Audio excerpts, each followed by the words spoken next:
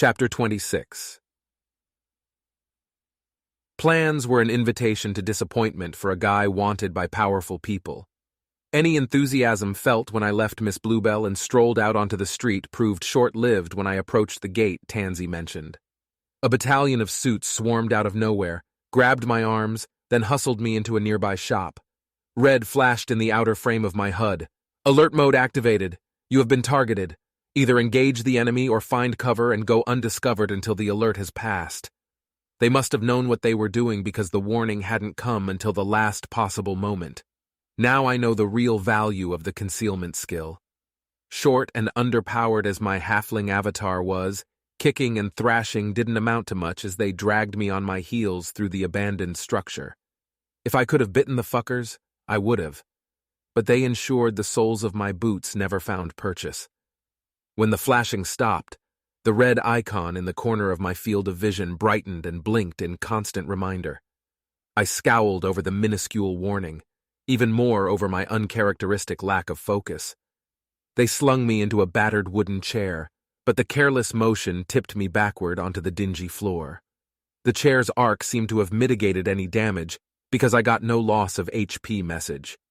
A small cloud of dust puffed around me, inducing a momentary coughing fit. Rather than tie me down, they formed a semicircle to hedge me in. Glaring, I picked myself up and brushed off the dirt as best I could. "What the fuck, man?" "You know who we are." It wasn't a question. No one with my experiences could mistake the standard-issue suit and sunglasses along with the high and tight hair. I slapped more dirt off my clothes, more in protest than need, while my mind raced over the question of how the hell they found me when I shouldn't have been trackable. Had Brenner's VPN login, or whatever, been less secure than I'd assumed? Had the feds gotten a warrant so airtight that even Infinity Designs had given up the ghost? "Vance found you. Why couldn't they?" The one in front showed me the lines of his palms. "Don't resist, Jacobs. We know it's you, and there's no point. If we wanted to beat the hell out of you, and believe me when I say you'd feel it, the courts wouldn't even hold it against us. We're not in the real world, so just keep that in mind before you go stupid." I figured asking couldn't hurt. If nothing else, it would buy me a moment to measure them. "How did you find me?" After a suitable silence, he folded his arms and went on. "We intercepted a call from your buddy, Jack, and sorted out the technobabble. Great friend you've got there. He tried to call in the posse when he walked out of our place." "You had Jack?" He ignored the latter question to address the former. "The Rossies caught wind of your name. We caught them on a wiretap. That idiot Vance knew your in-game name. Your friend Brenner's falsifications won't help you for much longer. He's clever, just not that clever. We might not know your IP, but it's only a matter of time." I pinched my lips together and stared blankly through the four of them, then realized my instincts had kicked into full gear. I measured. I scanned their forms with my peripheral vision. Guy on the right had the shoulders. Stringier fellow on the left looked quick. The dude in the middle fell exactly there, somewhere in between the builds of the other two. They reminded me of those Agent Smith clones from the old Matrix movies, like they'd all chosen the same base avatar on the character creation screen. I wondered if the system randomized their faces because I doubted they'd take the time to customize their appearances. More likely, this is what they looked like in the outside world. Yeah, that had to be it. A pod scan of their features would be the quickest way in. The lead clone spread his arms wider, never drawing his open palms from my sight, like he was the one under duress. "Look, if the Rossies know you're here, how long do you think it'll be before they ask their friends the Javorskys to use their Russian techies to trace your location? And even if that fails, how many people working for the developer do you think would accept an extra payday? But we're on your side. We can protect you." All evidence to the contrary. The marshals couldn't do it. What makes you any better? "Tell me where you are and I'll show you." "Right. Bite me. You think you're going to be able to hide forever? The Rossies aren't going to give up so easily, especially with what you know." He dropped his arms to his sides. I noted how they curled up into loose fists. Game world or not, it was easy to tell when someone was on edge. This guy was wound up tighter than a reel of fishing line still wrapped in plastic. "Refer to my previous answer. Bite me." We can hold your avatar here as long as we'd like. And I can just log out. Come on, Tanner. First name basis now. We know what you're doing. Why you picked this game. You think you can do better than a bunch of agents with the full weight of the federal government behind them? If we can't figure out the connections, what makes you think you can? I chuckled, though I doubted it came off as a sincere indication of any humorous disposition. Because I know one thing you don't. One of his eyebrows twitched. Yeah? What's that? I know how the Rossies think. Then maybe you should work with us. I clenched my jaw. Yeah, because look what that's gotten me. He shook his head. We can help each other. I've already pushed it up the chain of command. Just tell us where you are. We'll swarm the place with agents, then put you somewhere safe 1/2 mile below ground with the best pod tech you've ever seen.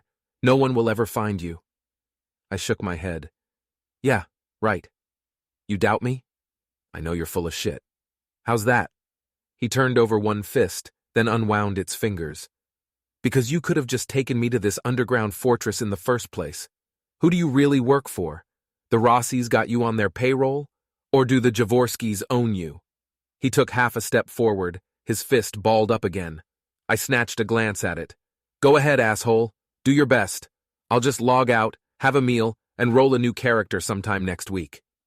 He released a long, slow breath, while his shoulders slowly descended like an auto mechanic's hydraulic lift. I almost expected to hear the hiss of the compressors. We don't work for the mob. We have a safe house in-game. We can stow you there. Even set you up nice for your trouble if you like. All we need is for you to let us record your testimony. My forehead wrinkled. As much as my eyes wanted to tick up and to one side while I considered, I leveled my gaze on his. Questions streamed, and to his credit, he remained silent while I worked through them. Question. If he is a Fed, like he claims, why would he want to keep me logged in? Answer. Because he doesn't know where you are in the outside world. If he keeps you logged in, they have options. He can try to talk you down, get you to give up Brenner's place. Additionally, in a strange kind of way, he knows where this part of you is. Your mind. He can ensure you're not on the move. If he's a Fed, that makes sense because they wouldn't want you mobilized, with your ass hanging out. I shifted my attention to one side as a kind of signal I was still thinking, hoping he'd keep quiet. The Fed, or imposter, showed patience. Question. What judge would allow testimony from a virtual being, a halfling in a game world? Answer. None. Any defense attorney worth her salt would object, saying the halfling on the courtroom screen could be anyone. No judge would tolerate that. He'd want me in the courtroom or an undisclosed location where he could look upon my human face. When I eyed the hulking guy to the right, I found a less receptive, scrunched expression. I got the sense he'd as soon pound me to pulp as listen to my shit. But screw him. The guy in charge finally broke down and rattled off a slurry of words like he'd read my mind. He turned up his palms and gave an apologetic shrug. We just need to axe your current character and re-roll to match your real-world appearance. That was some slippery shit. What federal agent would mislead a judge by allowing an avatar to testify? Nope. No way. A scam if I'd ever heard it. I considered how a sympathetic judge who'd seen crime families prosecuted and witnessed the atrocities of which they were often guilty might be tempted to play along. But no judge liked being appealed. And the truth always came to light when a high-priced mob attorney was involved in an appeal. It would only take one question of the agent standing before me to ruin the whole thing and put the Rossies back on the street. Where did you depose the witness? An undisclosed location wasn't going to cut it, especially when they would have long moved the witness by the time the appeal came up. I was no lawyer, but I also wasn't stupid. My mind reverted to the original conclusion. They just wanted to keep my head in the game, pun intended, long enough to talk me into doing their bidding. I didn't flinch, but I wanted to grind my teeth. Shoving my hands into my pockets, I leaned against the wall near a window, causing Smith to edge closer. I rather like my character. Cool as a cucumber on the outside, heart racing and stomach clenching inside, sweat ran down my spine and settled in the waistband of my pants. That's unfortunate, but any lawyer worth their salt will argue that the character testifying isn't you. The judge will know you're in game, but None of it will hold up. This is the way we have to play it." He spread his arms and shrugged again. At least he was partially honest. I glanced out the window, but the grime withheld any view of the outside world from me. It all seemed loopy when I considered it from a rational standpoint. The agent misread my gaze toward the exterior. I wouldn't if I were you. I checked their info bubbles, all level ones. I might have actually made a go at it, but I wasn't finished with them. I verbalized my earlier thoughts. You could get anyone to play the part of your informant, read from a prepared script. No judge is going to let that fly. He'd want to see me for himself.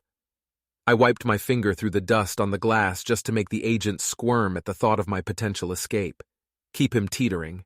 Sure, they could grab me before any ruckus I made drew attention from the street, and they knew it too. But it was all I had. Tweaking his nerves, testing his resolve. I still wasn't convinced he was FBI. Smith number 1 flinched. The other two took a few steps closer. I slid back from the window, feet scuffing the floor so I wouldn't trip over anything left strewn about in the messy interior. But you are the guy. We know it. The login records will show it. You don't need to make this difficult. It's all but over. I shoved my hands into my pockets again, then leaned my back against the wall. Their shoulders fell, but they didn't step back. I'd given them enough of an indication I wouldn't put up a fight, but not enough that they'd give me more space. I slipped the brass knuckles onto my fingers in a slow, measured motion. The other hand gripped the handle of my shitty knife. Smith must have read something in my expression because he reached for my arm. "Don't make this harder than it—" I twisted to one side, slipped the weapon from my pocket without regard for my pants, then swiped at him with the blade. It sliced through the veins on the back of his hand, and his grip faltered. He yelped, slid back a step in response, then shook his hand. Blood splattered on his level 1 dress shoes. He eased up, squared his shoulders, sucked the blood off his knuckles. I suspected he'd forgotten pain mitigation. Good news for me. That brought a smirk to my lips. "Christ's sakes, let's quit screwing around," the lead FBI clone snapped, whipping out a small pistol-grip crossbow from under his jacket.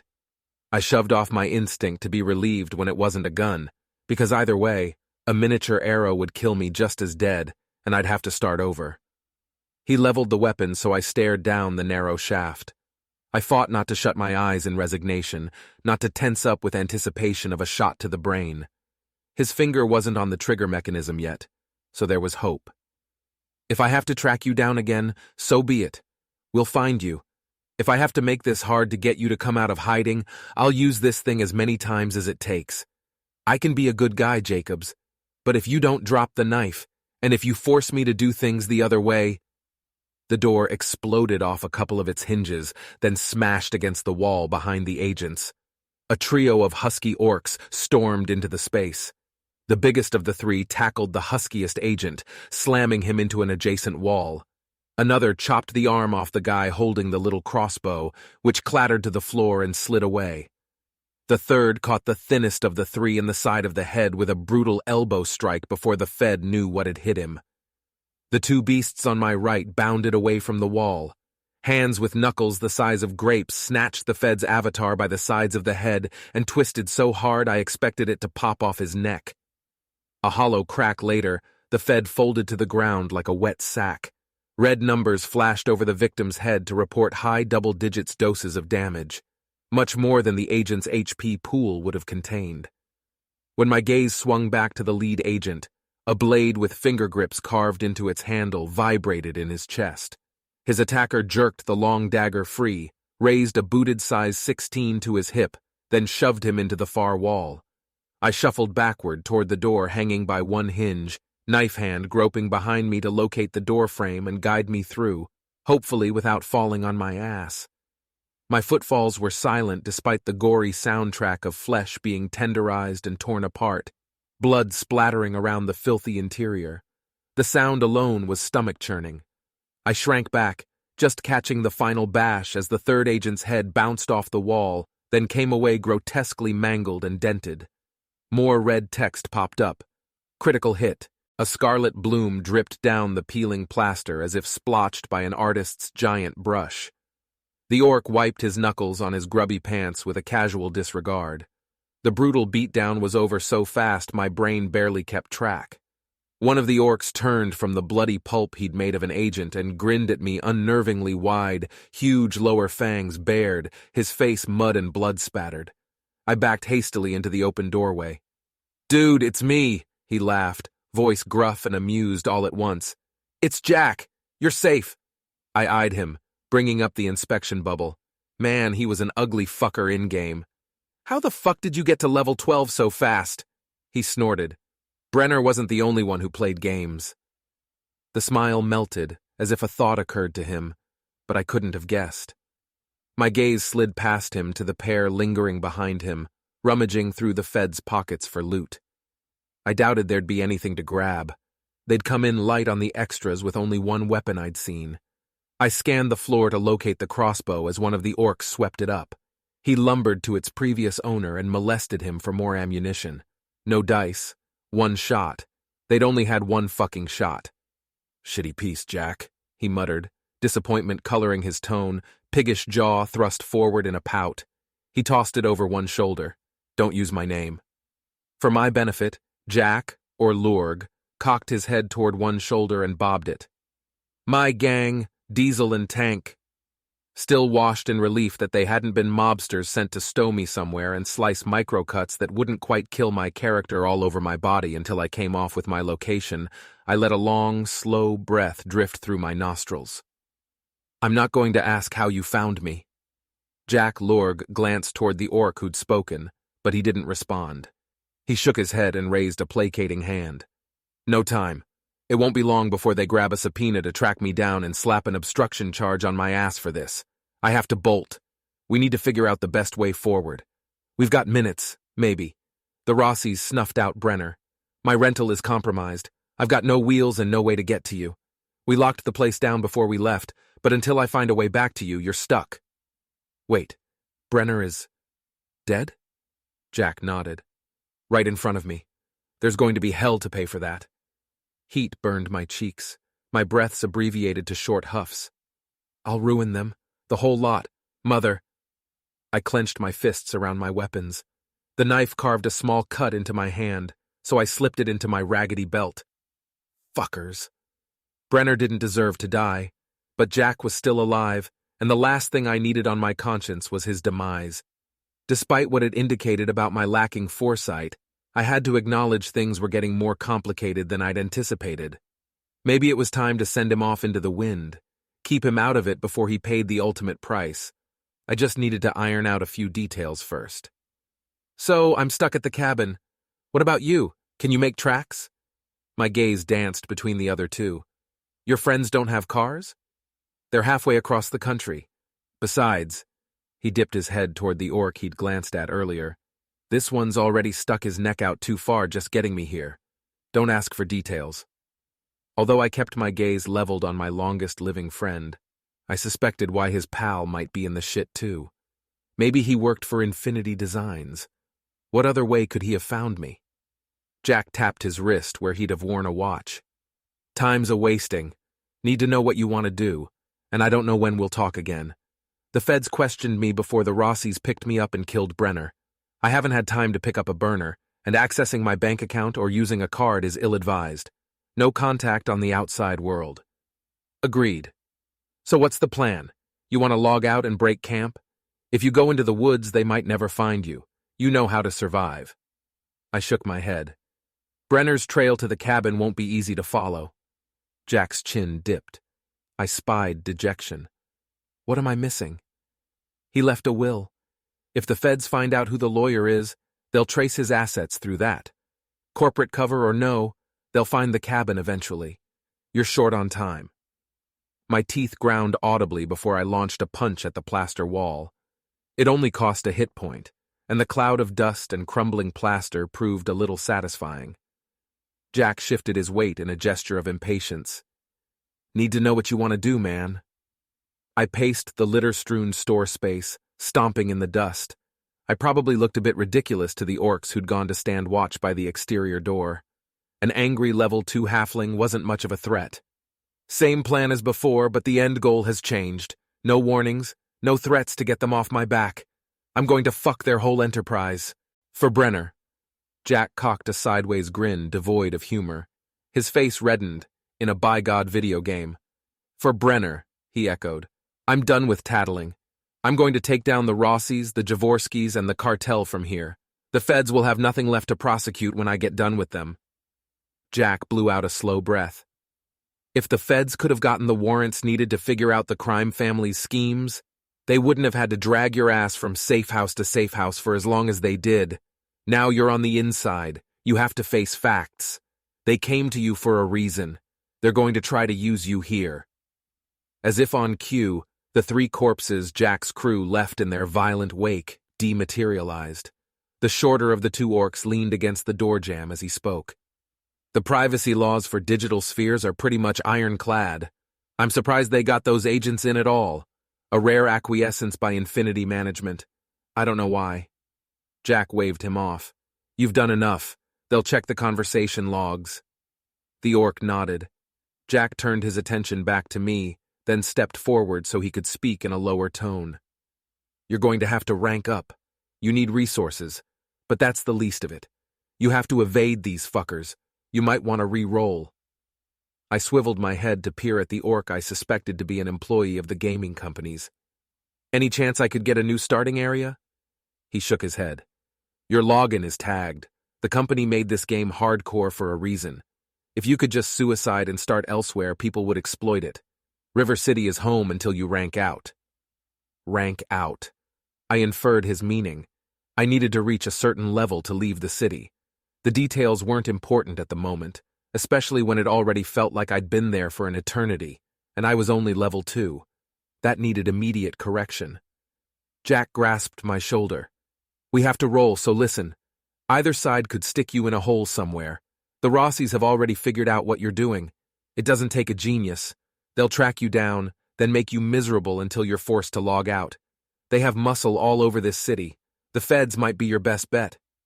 After what you just did, I laughed. Jack chuckled. It's not like we murdered real people. They're probably re-rolling so they can run back here. So, right, but I'm not going with them either. They tried to sell me on some virtual testimony bullshit. I'm done with the games. Question now is, if the developer knows I'm trouble, will they ban me? The aforementioned orc butted in. More likely they'll just stay out of it. Brenner and I set up a scheme that will keep your account paid up so they can't even complain about that. He paused. His chest rose and fell a few times as he took in our surroundings. The Rossies might be using the harbor to spread shit around the game world so they won't get noticed. There's a lot of security down on the docks and around the warehouses, probably doing their dirty work from there. What level do I need to be to see the in-game auction house? 5. You should be able to get there pretty fast. Jack thrust a finger toward his friend. Stop talking. We might need you later. The orc nodded. My compadre hustled to the door. The orc stepped outside. I'll try to keep in touch if I can, but no guarantees. I'd just as soon you fuck off entirely, Jack. Don't come back to the cabin. Stay out of Mafioso online. I'll take it from here. The hell you will. He logged out before I could thank him, and when I passed through the door and into the sunlight, his crew of 2 were already at the far end of the road. Alone again. For a moment, anyway.